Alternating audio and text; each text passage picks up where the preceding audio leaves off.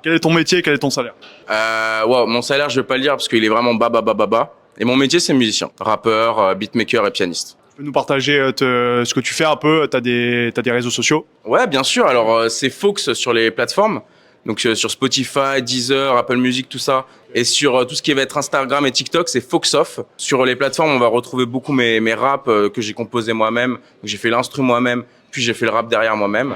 Et sur les réseaux, tu vas retrouver tous mes morceaux de piano. Je réinterprète des trucs, je réharmonise, je fais des trucs comme ça. Donc, si tu veux découvrir mon univers musical, t'as les réseaux et les plateformes. Avec tout ça, t'as tout ce que je fais dans la musique. Donc, ça fait combien de temps que tu fais ça? Waouh, j'ai commencé la musique, j'avais 6 ans. Mais professionnellement et pour en vivre, ça doit faire 6-7 ans que j'ai repris des études professionnelles hardcore de musique. Donc j'en ai fait 20 ans, mais 6 ans à haut niveau. Qu'est-ce que tu veux obtenir avec ça? Moi, la première chose, c'est pouvoir en vivre. Et la deuxième chose, c'est un peu... en gros, à travers ma musique, j'ai envie d'un peu de partager quelque chose au monde. Genre ma vision de la vie, ma vision de ce que je pense, ma vision des trucs comme ça. Je veux pas que les gens soient d'accord, j'ai juste envie de parler et de le faire à travers la musique. Dans tes textes, c'est vraiment ce que tu penses à chaque fois. C'est toi. Ouais. C'est toi ce que tu partages. C'est ce que je vis, c'est ce que je pense, c'est ce que j'ai vécu. En fait, il y a deux trucs, c'est faire ma catharsis et de deux, arriver à montrer aux gens qui vivent des grosses épreuves qu'ils sont pas seuls et que tout le monde peut les vivre. C'est un peu le but. Donc, c'est un peu une forme de thérapie d'écrire, je pense, pour toi, et de le rapper et de le chanter. Ouais, c'est totalement une thérapie d'écrire. C'est que j'espère qu'un jour mes textes résonneront chez d'autres gens.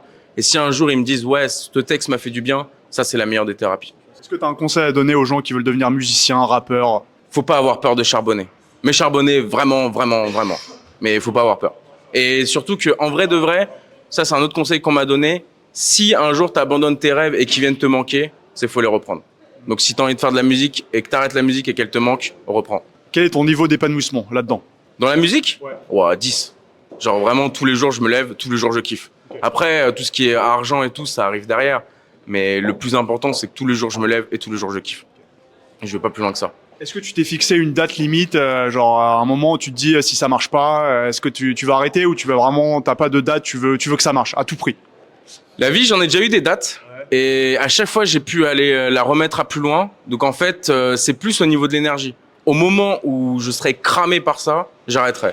Tant que je suis pas cramé, tant qu'il me reste une once d'espoir, je garde l'once d'espoir et on continue. Jusqu'à ce qu'on soit fumé sur le terrain. Incroyable.